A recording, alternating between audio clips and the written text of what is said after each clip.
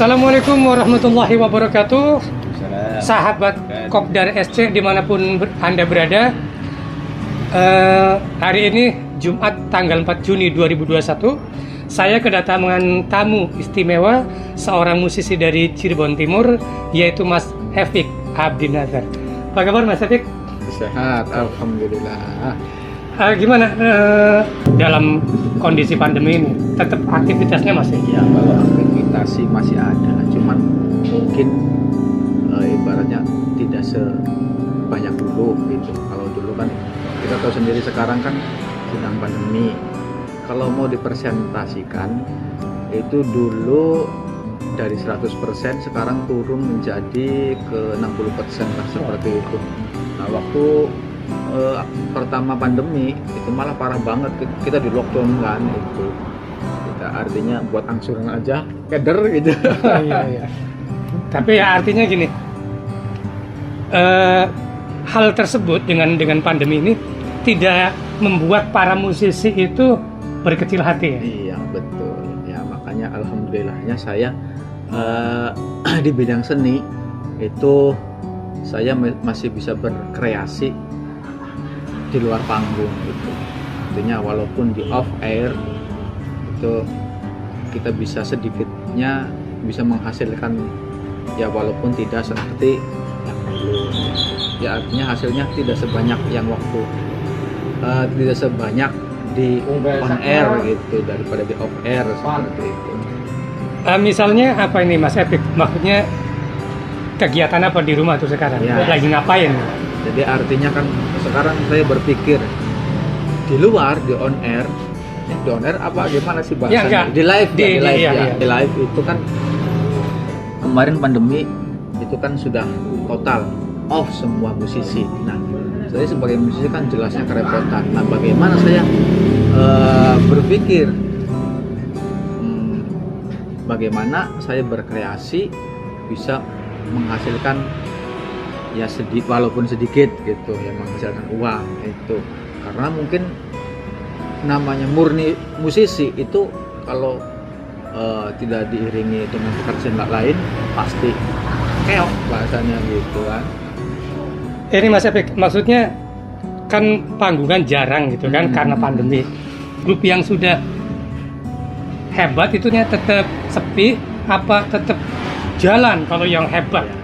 Kalau berbicara 1 tahun yang lalu awal pandemi itu kan semuanya off semua, total off. Nggak ada grup yang Nggak ada grup kecil, nggak ada grup besar, off semua. Nah, baru di tahun ini itu teman-teman kita dalam gabungan ASC ya, Aliansi Seni Cirebon, itu mengusulkan untuk dibukanya kembali hiburan live di luar atau di hajatan atau di luar gitu.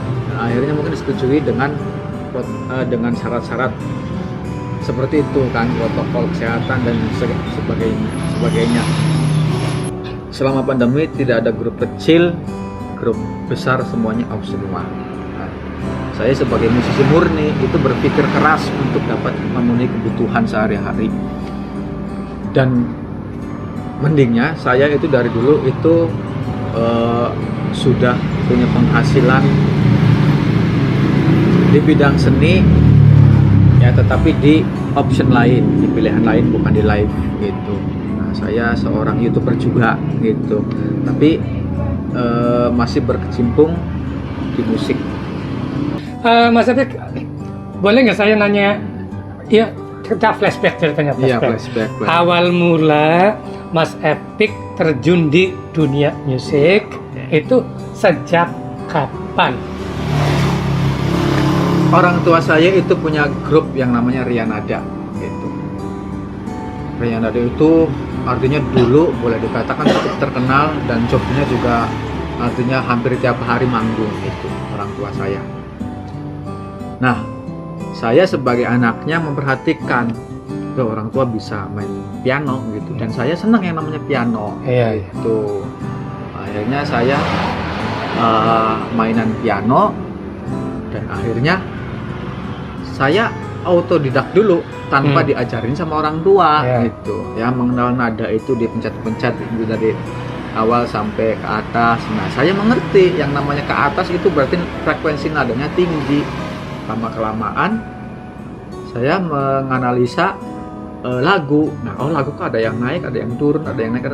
Nah, sama saya diraba gitu, dan akhirnya ya prosesnya memang proses yang nggak instan ya. Jadi ya lama lah gitu. Akhirnya saya bisa meraba nada. Itu umur berapa Mas Epik sudah belajar main keyboard itu? Kelas berapa? Itu waktu saya kelas, kalau nggak salah kelas 4. Kelas 4 SD sudah seneng? Itu udah seneng, sudah bisa meraba. Sudah bisa meraba nada. Misalnya lagu wajib, nah sama saya diikutin bisa nggak? Nah ternyata bisa, itu kan bisa meraba nada, dipaskan kan gitu. Tuh kelas 4. Ya.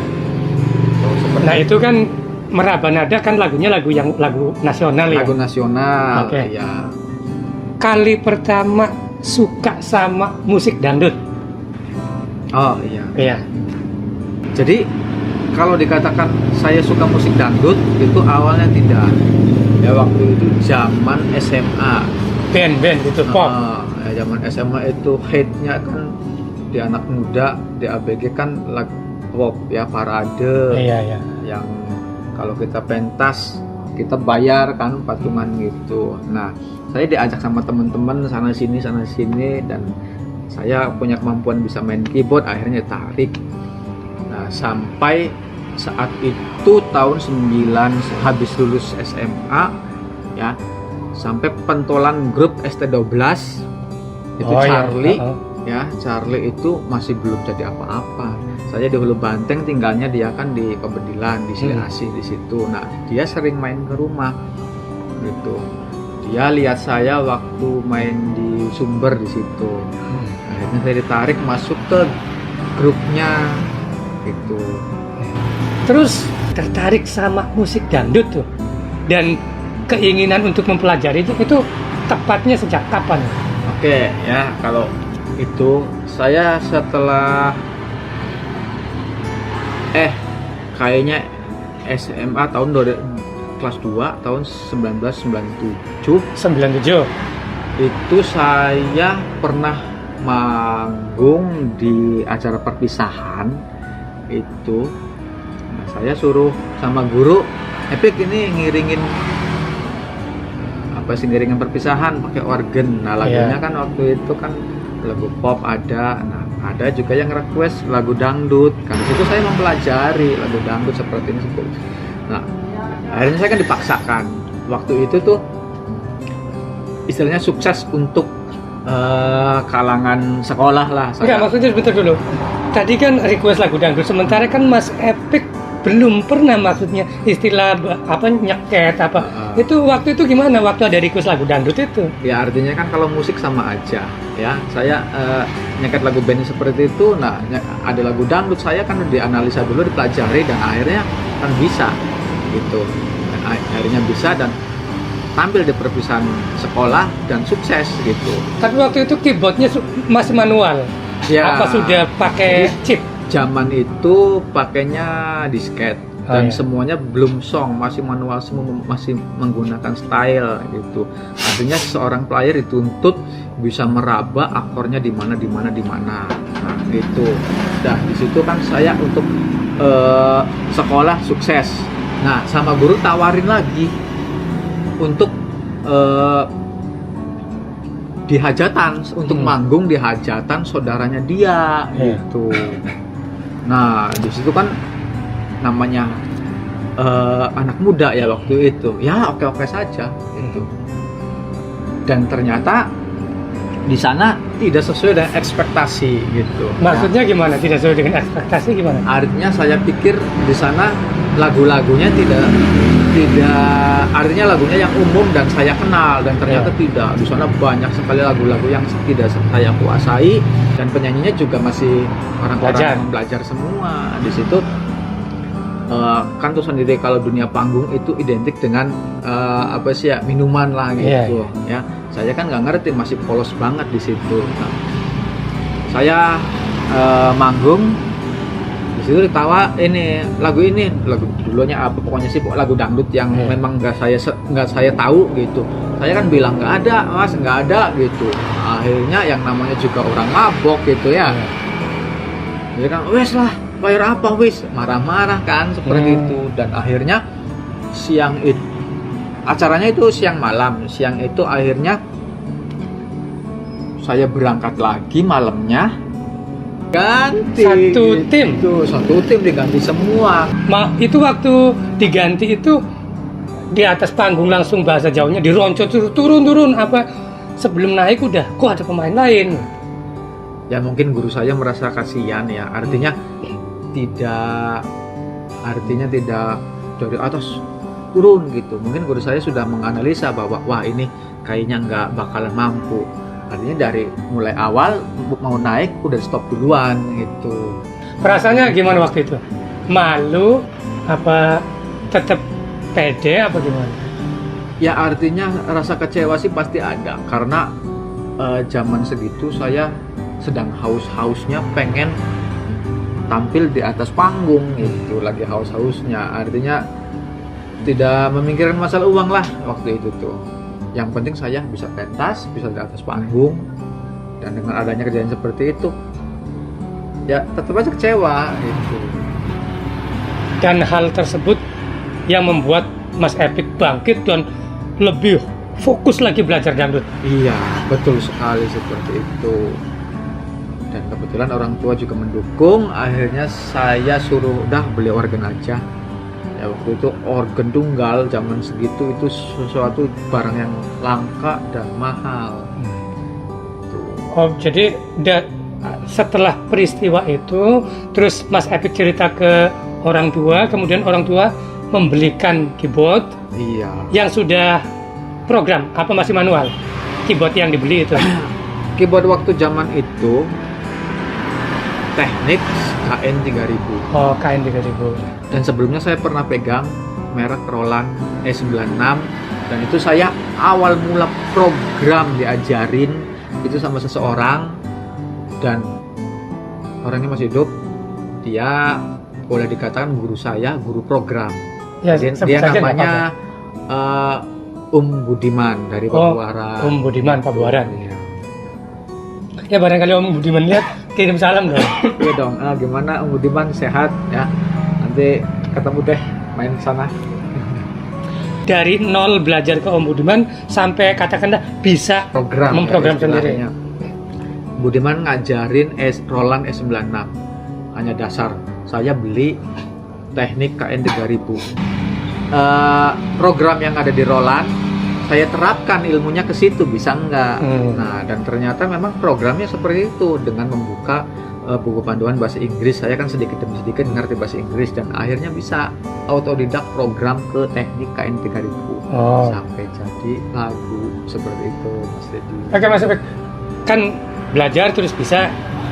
Lagu pertama yang diseket, yang di program itu, saya ingatnya Mas Epik lagu apa? Ya. Lagu yang pertama kali dibikin. Oke, benar sekali. Saya jadi flashback ingat ya zaman dulu.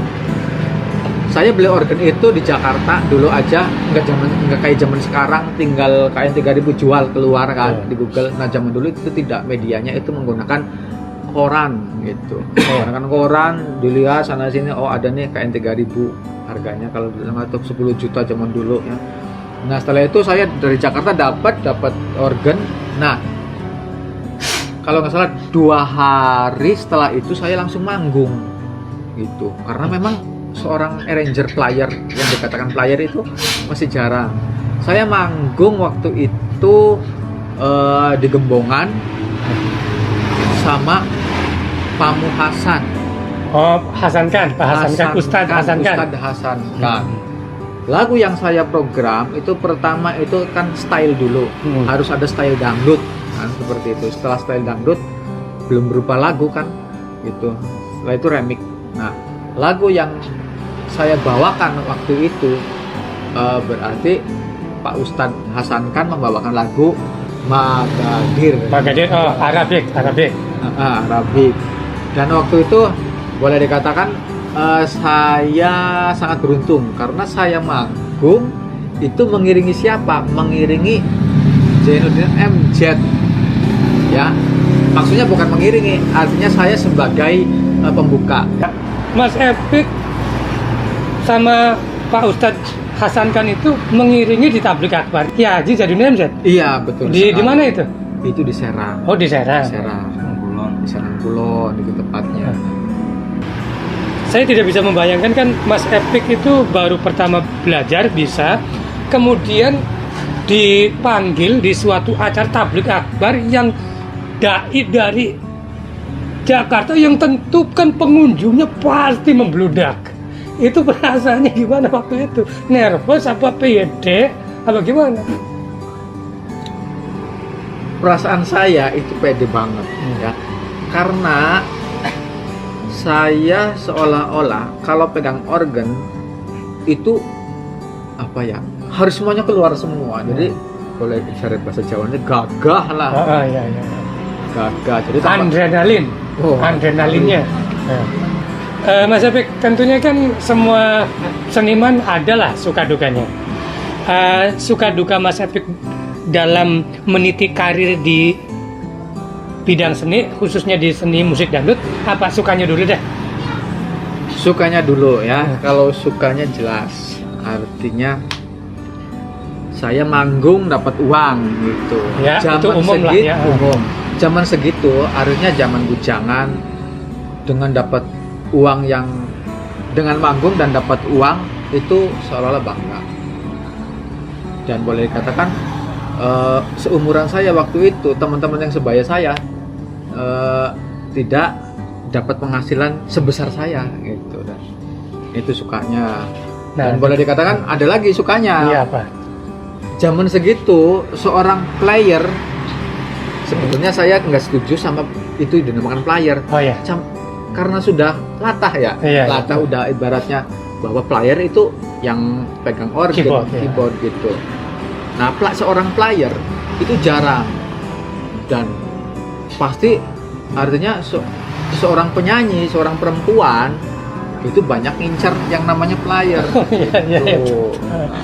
Jadi sana sini banyak yang naksir, tapi seolah-olah biasa aja kok. Waduh, berarti banyak yang naksir ya? Artinya itu dari penyanyi apa dari misalnya penonton gitu? Ya kalau penonton terus kan nggak ada yang naksir. Berarti gitu. penyanyi artis. Kalau artis, kalau penyanyi ya banyak yang naksir. Boleh dikatakan mungkin kalau dia jadi pacar saya, mungkin dia akan dibawa terus, mungkin itu. Artinya kalau boleh saya terjemahkan dalam bahasa Jawa, kalau bisa direntengin gitu. Rentengin. Iya, direntengin, artinya saking banyak yang ngefans penyanyi itu ya ke Mas Epik ya. Ya gitu. Ya itu sukanya. Dukanya ada lagi, dukanya. Saya sedang manggung, disketnya macet. Lagi manggung, disket macet. Itu dulu kan zamannya disket ya, disketnya ya kecil. Itu disketnya macet. Jelas kan, itu kan nggak ada lagi. Orang yang disorot siapa lagi kalau bukan player? Betul. Dari penonton, dari penyanyi, dari MC, dari soundman, kan selesai. Ya akhirnya keringet dinginnya keluar semua dong. Udah tak lagi seperti dan itu. Acaranya gagal akhirnya. Kalau untuk saya pernah nggak ya? Enggak, yang waktu disketnya macet itu. Ya, kejadian disket itu macet itu sering. Tapi alhamdulillahnya bisa diatasi. Atau digencet-gencet kayak gitu sampai jalan gitu. Nah, tapi ada di mana ya kalau nggak salah sampai mati total, dan akhirnya saya ngebel ke temen suruh datang. Udah ada bel belum ya? Kayaknya belum ada deh. Ya langsung nyuruh ke orang ke sana. Dan akhirnya dapat selang sejam 2 jam. Tetapi alhamdulillahnya penonton tuan hajatnya kondusif, mengerti. Gitu. Ada lagi dukanya, manggung di daerah Pasaleman. Itu disket macet, penyanyi kesurupan. Terus apalagi ya, suling meriang. Padahal waktu berangkatnya tidak bentar, Mas Epik, saya potong. Itu kok bisa disket macet, penyanyi kesurupan, tukang suling meriang, itu maksudnya gimana itu? Nah awalnya gini ceritanya, saya naik panggung itu tidak memikirkan kejadian yang enggak. Pokoknya saya manggung, naik disket macet. Wah, ini gimana saya nih? Berat nih kalau kayak gini. Nah, setelah saya disket macet, saya program pakai manual misalnya di situ. Iya, iya. Pakai manual saya buat dadakan di situ. Selagu 2 lagu saya udah was banget kalau Iya. lagu ada yang nggak bisa. Nah, selagu 2 lagu si ini dulu Karso ya Suling itu nggak enak badan kalau nggak salah itu tuh. Ini udah gemeteran. Nah, setelah itu ada banyak yang kesurupan gitu sampai kan stop, musik kan stop. Nah, yaudah, nanti dulu ini ada apa nih. Nah, usut Iya. di blok situ itu katanya kalau ada pementasan jangan bawa ular. Dan Oh, kebetulan waktu itu Ada penari ular. ada penari ular. Nah, nggak tahu Mitosnya. itu mitos atau Ah. fakta. Ya, tetapi yang saya rasakan memang seperti itu. Entah kebetulan atau bagaimana, Iya, iya. itu seperti itu dan akhirnya hiburan dihentikan baru 2 lagu. Itu dukanya. Oke, sahabat SC dimanapun Anda berada, obrolan saya dengan Mas Epik mungkin dicukupkan sekian dulu karena Mas Epiknya ada keperluan lain. Oh. Tapi ini masih bersambung ya di season berikutnya.